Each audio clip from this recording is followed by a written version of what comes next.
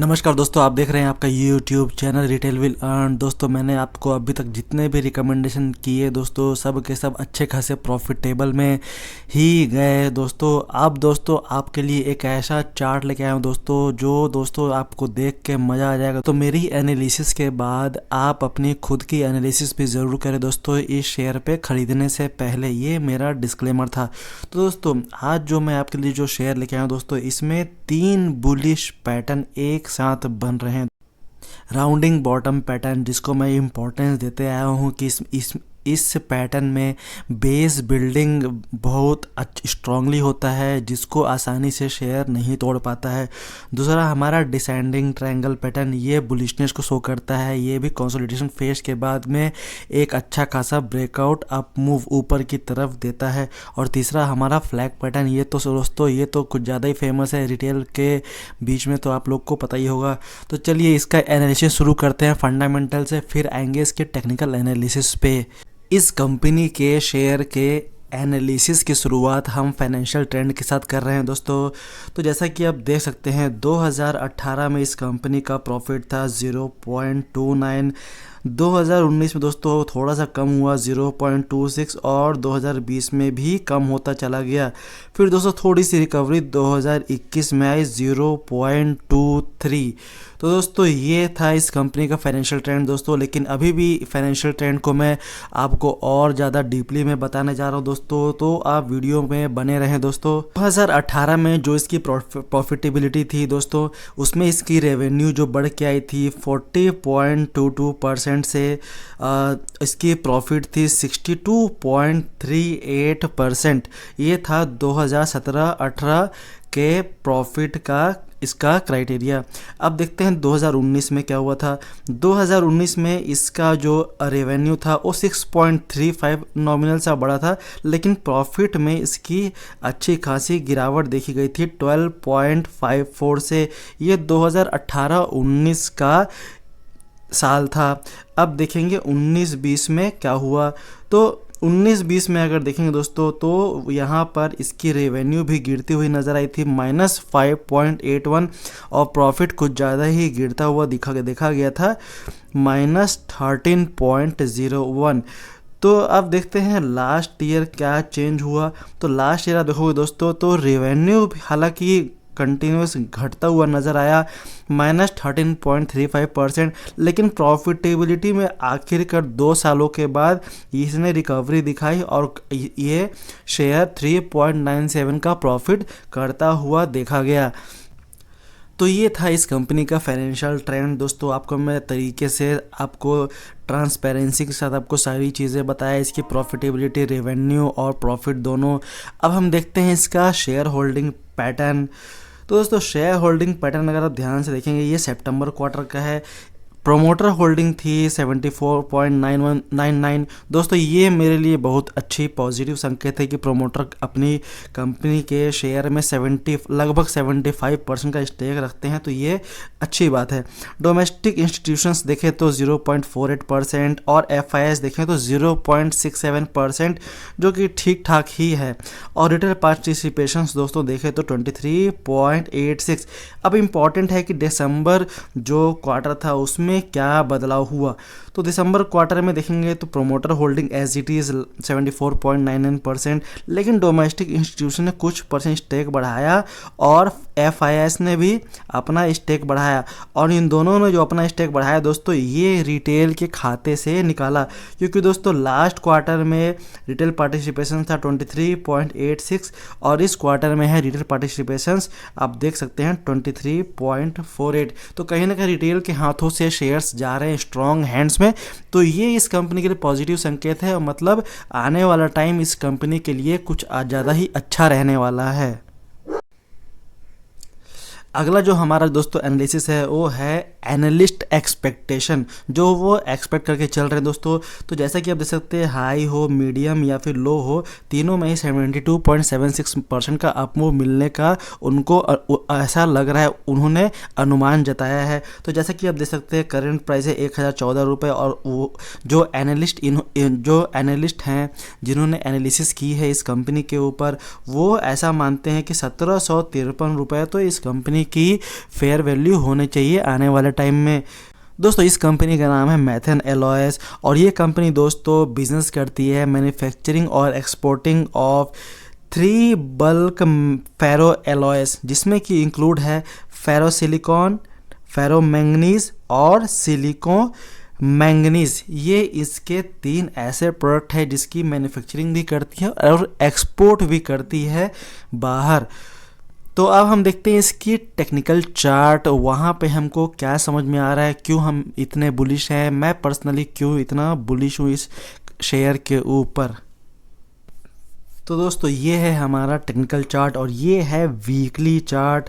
तो दोस्तों जैसा कि आप देख रहे हैं वीकली चार्ट में दोस्तों, ये जो अप मूव देख रहे हैं दोस्तों, यहाँ से जो ये स्टार्ट हुआ था, यहाँ तक जो रैली गया था दोस्तों, ये था 2017 का साल।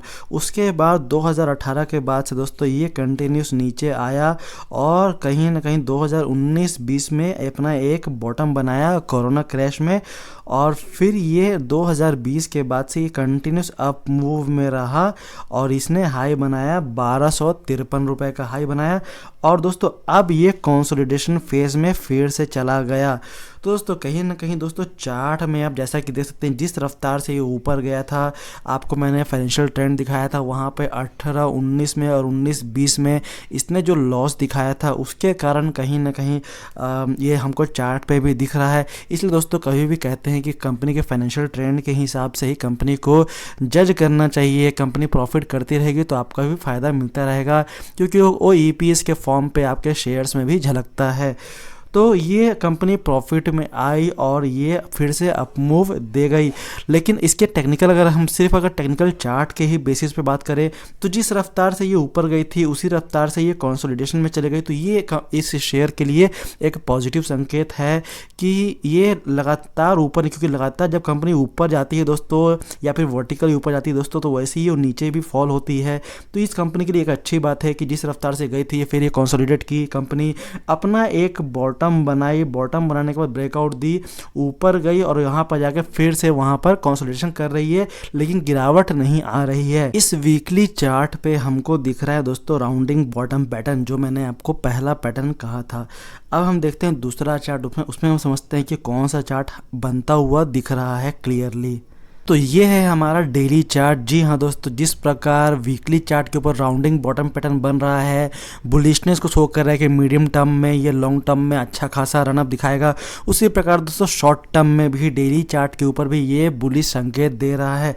तो जैसा कि आप देख सकते हैं दोस्तों, ये कुछ टाइम पहले इसने एक अच्छा खासा मोमेंटम दिखाया था और ये यहाँ पर कंसोलिडेशन में चला गया। और दोस्तों यहाँ पर जो चार्ट बन रहा है, इसे आप ध्यान से देखेंगे दोस्तों, तो ये कंटिन्यूस एक ही पॉइंट पे बॉटम बना रहा है और वहां से रिवर्स हो रहा है, लेकिन जो ऊपर में जो रेजिस्टेंस है दोस्तों कंटिन्यू डिक्रीज हो रहा है। तो दोस्तों इस चार्ट को कहते हैं डिसेंडिंग ट्रायंगल पैटर्न। और डिसेंडिंग ट्रायंगल पैटर्न की दोस्तों खासियत यही है कि बॉटम हमेशा एक पॉइंट पे बनाता है, लेकिन रेजिस्टेंस ये धीरे धीरे नीचे लाता जाता है और ब्रेकआउट फिर ये ऊपर देता है। और जितना ये अप मूव में भागा है उतना ही आगे बढ़ने की अपनी क्षमता दिखाता है। तो डिसेंडिंग ट्रायंगल पैटर्न दोस्तों ये हमारा दूसरा चार्ट। अब हम देखते हैं तीसरा चार्ट, उसमें हमें क्या दिख रहा है दोस्तों। यहाँ पर आप तीसरा चार्ट भी देख के आप समझ गए होंगे, तो फिर भी मैं आपको दिखा देता हूँ। तो तीसरा चार्ट आप देखेंगे ध्यान से, तो यहाँ पर हमको वही चार्ट दिख रहा है दोस्तों, लेकिन अगर आप ध्यान से देखोगे तो ये हमारा डिसेंडिंग ट्रायंगल पैटर्न है, लेकिन इसमें आप दोस्तों ये जो खड़ी चढ़ाई गई थी दोस्तों, ये हो बन गया हमारा पोल। तो सिंपल सा लॉजिक है दोस्तों। तो ये जैसा अप मूव गया था फिर वहाँ पे कंसोलिडेट किया, तो ये यहाँ पर तीसरा चार्ट बन जाता है। इसे हम कहते हैं फ्लैग पैटर्न। दोस्तों फ्लैग पैटर्न इसी प्रकार बनता है, पहले एक लंबी अच्छी खासी चढ़ाई चढ़ता है, उसके बाद एक पैटर्न क्रिएट करता है। दोस्तों कहीं हर जगह ऐसा नहीं होता है कि आपका फ्लैग एक पोल बनने के बाद, एक खड़ी चढ़ाई चढ़ने के बाद ये डिसेंडिंग ट्रायंगल पैटर्न दे। कभी कभी ऐसा होता है कि पोल बना तो ये ऐसा होता है, कभी कभी ऐसा होता है कि इस प्रकार, मतलब अलग अलग प्रकार का डिज़ाइन बनता है। तो ये संयोग है कि इस शेयर में डिसेंडिंग ट्रायंगल पैटर्न के साथ साथ फ्लैग पैटर्न बन रहा है। तो ये कहीं ना कहीं ट्रिपल बुलिशनेस को हमको समझ में आ रहा है कि ट्रिपल बुलिश है ये शेयर। अब दोस्तों हम देखते हैं इस कंपनी के स्टॉप लॉस हम कहाँ रखिए और टारगेट किस प्रकार दे। दोस्तों स्टॉप लॉस आप अपने हिसाब से रखिएगा, क्योंकि मैं इसमें पर्सनली स्टॉप लॉस लगाने वाला हूँ 900 रुपये, 850 से 900 रुपये का रेंज में मैं देखूंगा प्राइजेक्शन कैसा मिल रहा है, उस हिसाब से मैं स्टॉप लॉस रखूँगा। फिर भी आप लोगों को बताने के लिए मैं कह देता हूँ कि आप 850 का स्टॉप लॉस रखें, क्योंकि ये कंटिन्यूस 916 915 पे आके ये रिवर्स हो रहा है। तो कहीं ना कहीं हो सकता है कि मार्केट के करेक्शन में कुछ फॉल आ जाए, उसके कारण ये कुछ थोड़ा सा नीचे और आ जाए, फिर वापस रिवर्स करे ऊपर, तो आपका स्टॉप लॉस ट्रिगर ना हो। इसलिए आप 850 का स्टॉप लॉस रखिए। आप यहाँ पे पोजीशन बना सकते हैं, क्योंकि जैसे ही ये ब्रेकआउट आएगा, सबसे पहला इसका रेजिस्टेंस बनेगा जो है इसका टॉप, और वो है इसका 1253। तो पहला ही जो इसका टारगेट है 1253, और दूसरा टारगेट मैंने आपको दिखाया था जो एनालिस्ट एक्सपेक्टेशन कर रहे हैं इस शेयर से 1750 का। फिर भी दोस्तों 1253 आपका पहला टारगेट रहेगा। यहाँ पर मैं लिख देता हूँ, आपको ध्यान से देखिएगा, 1253 ये आपका पहला टारगेट है जो जल्दी आपको हासिल होता हुआ नजर आएगा। इसके ऊपर अगर प्राइस सस्टेन करता है दोस्तों तो ये हमारा ऑल टाइम ब्रेकआउट होगा। फिर तो यहाँ पे जितने भी ट्रेडर हैं वो एक्टिव हो जाएंगे, फिर हमारा कहीं ना कहीं टारगेट नजर आएगा आराम से इजीली शॉर्ट टर्म में 1500, और यहाँ पर आप चाहे तो प्रॉफिट बुक कर सकते हैं।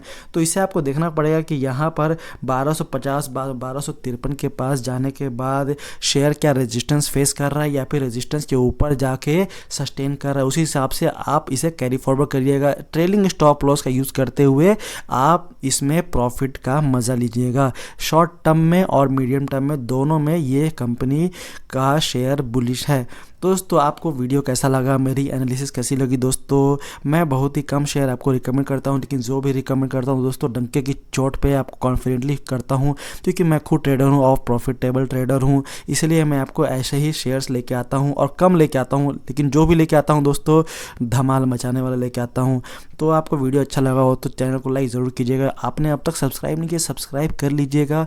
और जो भी दोस्त आपके जो लॉस कर रहे हैं या फिर ऐसे लोगों के जाल में फंसे हुए हैं जो उनसे पैसे ले रहे हैं लेकिन फिर भी वो लॉस कर रहे हैं, दोस्तों उन्हें भी कहिएगा चैनल को सब्सक्राइब करने के लिए, क्योंकि इस चैनल से आपसे कभी भी 1 रुपया नहीं लिए जाएंगे, कभी भी किसी प्रकार का आपके साथ गलत नहीं होगा। चाहे सेबी रजिस्टर्ड भी हो जाए इन फ्यूचर में, तब भी आपसे 1 रुपया नहीं लिए जाएंगे। तो दोस्तों अगले वीडियो में आपसे फिर मिलूंगा दोस्तों किसी दूसरे शेयर के साथ। तब तक दोस्तों आप इस कंपनी को और अच्छे से एनालिसिस कीजिए दोस्तों, बाय करने से पहले, या फिर आप अपने फाइनेंशियल एडवाइज़र को एक बार कंसल्ट भी कर सकते हैं और फिर आप कॉन्फिडेंटली आप पोजीशन बना सकते हैं। तो दोस्तों फिर मिलेंगे दोस्तों, तब तक के लिए जय हिंद।